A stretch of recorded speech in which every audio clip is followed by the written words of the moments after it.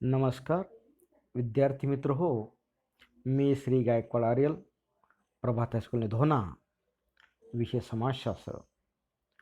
आज आपण समाजशास्त्रामध्ये प्रकरण पहिले भारतीय समाजाचा परिचय याचा अभ्यास करणार आहोत.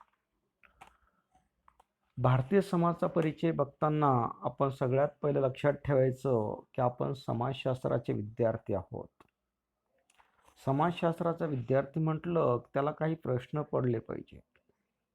काय, कसे आणि का, हे प्रश्न समजून घेण्यावर त्याचा भर असला पाहिजे. भारतीय समाजाचा परिचय करून घेण्यासाठी आपल्याला या ठिकाणी भारतीय समाज 3 घटकामध्ये उपघटकामध्ये विभागणी केली. पहिला उपघटक आहे प्राचीन आणि मध्ययुगीन भारत. दुसरा वसाहतकालीन भारत. तिसरा स्वातंत्र्योत्तर काळातील भारत. आता समाजशास्त्र विद्यार्थ्याला काय, कसे आणि का यासारखे प्रश्न पडले पाहिजे ते समजून घ्यायचा प्रयत्न केला पाहिजे. समाजशास्त्र हे भूतकाळ आणि वर्तमान काळामध्ये मानवी वर्तनावर प्रभाव टाकणारी विविध कारणे कोणती, परिस्थिती, घटना, क्रिया यांचे आकलन करीत असते. आपण ज्या अनेक सामाजिक नातेसंबंधामध्ये गुंतलेलो असतो त्यानुसार आपले वर्तन आकार घेत असतं. तसा आपला स्वभाव, तसं आपलं वर्तन, तसे आपले विचार होत असतात. त्यामध्ये आपली विचारसरणी आणि कृती, प्राधान्यक्रम, आवडीनिवडी, पूर्वग्रह, श्रद्धा, आचार आणि दैनंदिन जीवनात आपण ज्याचे अनुसरण करतो असे धार्मिक विधी यासारख्या अनेक गोष्टींचा समावेश आहे. उदाहरणार्थ तुम्ही ज्या कुटुंबामध्ये मोठे झालात ना त्या कुटुंबाची संस्कार पद्धती कशी होती. उदाहरणार्थ त्या कुटुंबामध्ये जर समजा पूजा अर्चा करायची असेल त्या अगोदर जर स्नान करण्याची म्हणजेच आंघोळ करण्याची पद्धत असेल, शिस्त असेल, तर तुम्ही ती शिस्त मोडत नाही. तुम्ही मोठ्या झाल्यावर सुद्धा ती शिस्त पाळता. तसेच तुम्ही या शिस्तीचा प्रचार इतरांपुढे करण्याची शक्यता मोठ्या प्रमाणावर असते. आपण दुसरे उदाहरण घेऊया. जर आपल्या नजरेमध्ये समाजातून असं निर्माण झालं की स्त्री आणि पुरुषामध्ये पुरुष श्रेष्ठ असतात, तर आपली विचारसरणी सुद्धा, आपला दृष्टिकोन सुद्धा तसा होतो. किंवा जर असं वाटलं की स्त्री आणि पुरुषामध्ये स्त्री ही श्रेष्ठ आहे, तर आपली विचारसरणी पण तशीच तयार होते. आणि जर समजा आपल्या संगतीनं असं आपल्या संगत राहणाऱ्या मित्रांमधून, परिवारामधून असं भासलं स्त्री आणि पुरुष हे दोन्ही समान आहेत, तर आपला ग्रहसुद्धा, आपला दृष्टिकोनसुद्धा तसाच तयार होत असतो, निर्माण होत असतो. भारतीय संस्कृतीचा उगम हजारो वर्षापूर्वीचा आहे. त्या काळी समाजशास्त्र नावाची स्वतंत्र ज्ञानशाखा अस्तित्वात आलेली नव्हती. तुम्हालाही माहीत आहे की समाजशास्त्र 19व्या शतकाच्या मध्यावधीस युरोपमध्ये उदयाला आले. आणि साहजिकच प्राचीन काळातील समाजजीवन आपल्याला कशाच्या आधारे समजते, असा प्रश्न तुम्हाला पडणे बरोबर आहे. समजा प्राचीन काळातील समाजजीवन समजून घेण्याचा प्रमुख स्रोत म्हणजे मार्ग कोणता, तर पुरातत्वज्ञ आणि इतिहास संशोधकांनी शोधून काढलेल्या पुरातन वस्तू.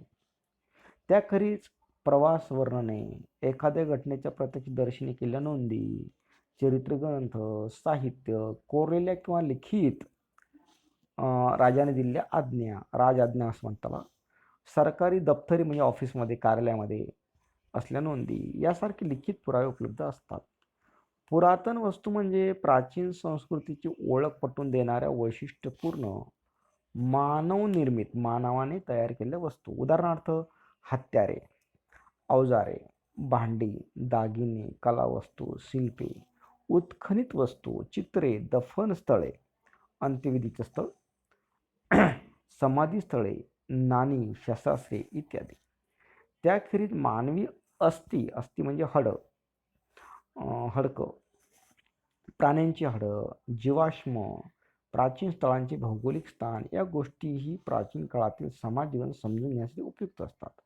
आधुनिक तंत्रज्ञानाच्या आधारे या प्राचीन अवशेषांचे म्हणजे हे जे काही अवयव आहेत याचा काही जो भाग आहे तो वय निश्चित करणे आणि इतर गुणधर्मांचे विश्लेषण करता येते. आधुनिक काळात ते तंत्रज्ञान आलं. त्यावरून ठरतं की ही आपल्याला एखादी अस्थी सापडली असेल उत्खनातून वगैरे, तर ती किती वर्षापूर्वीची असेल, ती कशाची असेल, हे आता अजून तंत्रज्ञान त्याचा शोध लावता येतो.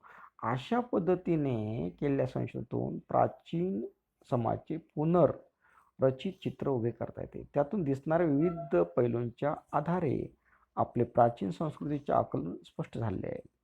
एखाद्या हजारो वर्षापूर्वीच्या संस्कृतीचे वर्णन सारांश रूपाने करणे ही अत्यंत कठीण गोष्ट आहे. तरीही भारतीय संस्कृतीच्या ज्या विशिष्ट पैलूमुळे भारतीय लोकांची जडणघडण झाली त्याबद्दल खूप काही शिकता येणे शक्य आहे.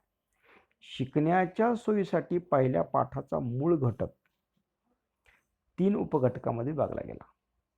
कोणते 3 घटक आहे? भारतीय समाजाचा परिचय आपला अभ्यासाचं, आणि तो अभ्यासानं आपल्याला 3 उपघटक इथं या ठिकाणी दर्शवलेत. कोणते?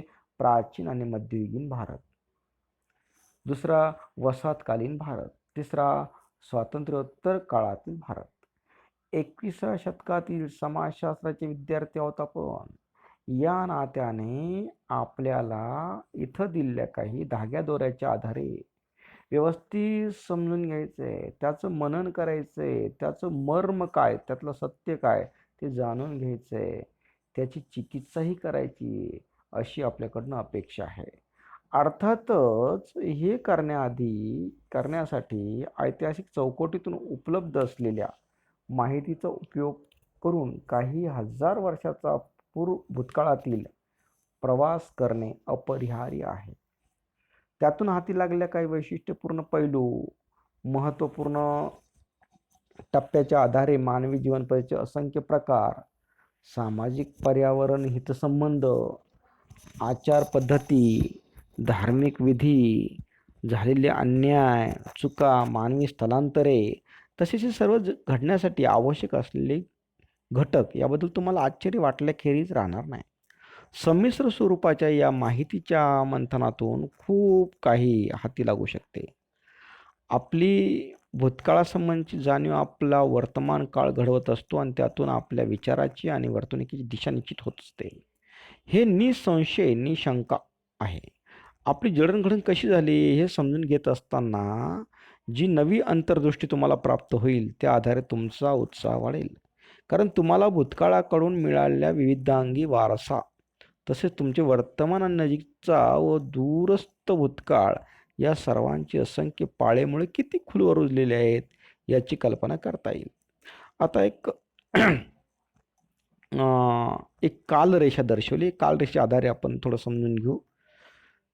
हडप्पा संस्कृती. हडप्पा संस्कृतीचा कालखंड कोणता? हा या ठिकाणी दिलेला कालखंड हा साधारणतः आहे, तो फिक्स नक्की नाही, निश्चित नाही. हडप्पा संस्कृतीचा कालखंड आहे बघा 2600 ते 1500 इसवी सन पूर्व. आता इसवी सन पूर्व म्हणजे काय? येशू ख्रिस्ताचा जन्म ज्या वर्षी झाला तिथून पुढे इसवी सन सुरू झाला आणि येशू ख्रिस्ताच्या जन्माच्या वर्षापासूनचा अगोदरचा जो कालखंड आहे तो कालखंड म्हणजे इसवी सन पूर्व कालखंड.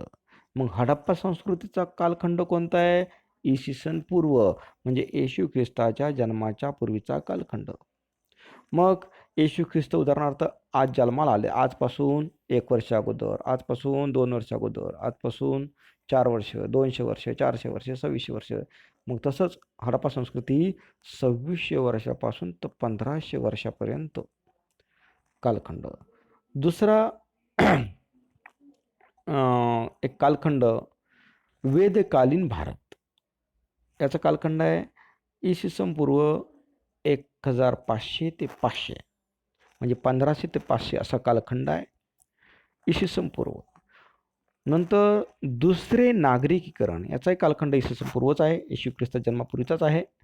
तर तोही कालखंड इसवी सन पूर्व 500 ते इसवी सन पूर्व 200 या काळातला आहे. नंतरचा कालखंड अभिजित काळ. अभिजित काळ म्हणजे त्यामध्ये काही काळ इसवी सन पूर्वीचा आहे तर काही काळ इसवी सन सुरू झाल्यानंतरचा आहे. उदाहरणार्थ या ठिकाणी अभिजात काळ हा कधी होता?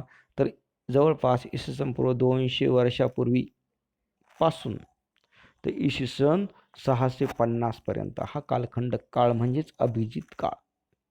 नंतर जो काळला तो होता मध्ययुगीन भारत. तो आता इसवी सन म्हणजे येशू ख्रिस्ताच्या नंतर 650 वर्षानंतर ते 1500 वर्षापर्यंत.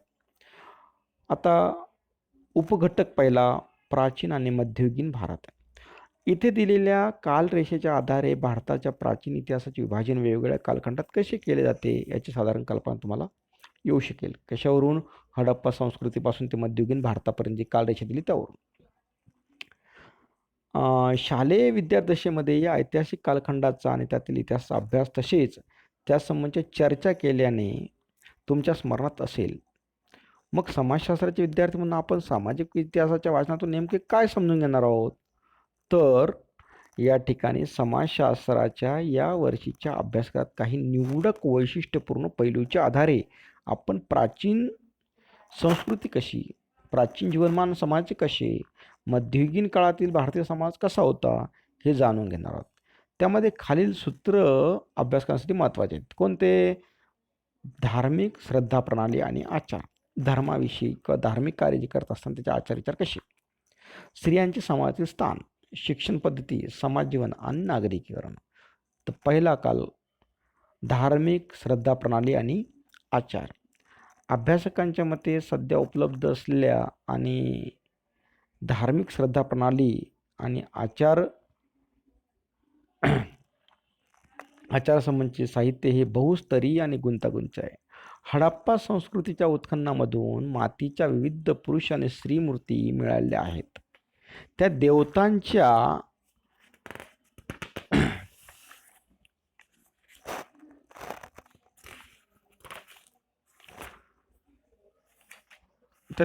मूर्ती आहेत असे सर्वसाधारणपणे समजतात. परंतु तत्कालीन देवालय आणि मूर्तिपूजा यांचा निश्चित पुरावा मिळालेला नाही. नंतरच्या वैदिक संस्कृतीमध्ये सूर्य, पर्जन्य, जल, वादळ अशा अनेक नैसर्गिक घटकांना देवता स्वरूप मानून त्यांची प्रार्थना केली जाईल. कालांतराने इंद्र, अग्नी यासारख्या देवांना महत्त्व प्राप्त झाले. स्थानिक अवैदिक म्हणजे वैज्ञानिक काळाला न मानणारे समूहाच्या स्वतःच्या श्रद्धा प्रणाली होत्या. त्या श्रद्धा प्रणाली कोणत्या विशिष्ट धर्माच्या नावाने ओळखल्या जात नव्हत्या किंवा त्याचे काही धार्मिक ग्रंथही नव्हते. त्यामुळे त्यांच्या श्रद्धा प्रणालीची माहिती फक्त प्राचीन धर्मग्रंथामध्ये, संदर्भाच्या आधारे, मध्ययुगीन नोंदीमध्ये आणि वसाहतकालीन समूहविष्टित वर्णांच्या आधारे मिळू शकते. मानववंशशास्त्रज्ञांनी समूहविशिष्ट श्रद्धा प्रणालीचे वर्गीकरण भूतप्रेतावरील श्रद्धा, अमानवी पूर्वजावरील श्रद्धा यासारख्या शीर्षकाखाली केले. त्यासंबंधीचे तपशीलवार वर्णन तुम्हाला पुढील पाठात वाचता येईल. मानवशास्त्र म्हणजे काय? युरोपियन नसलेल्या विदेशी समाज आणि संस्कृतीच्या अभ्यासाची गरज निर्माण झाल्यामुळे वसाहत काळामध्ये मानवशास्त्राचा उदय झाला.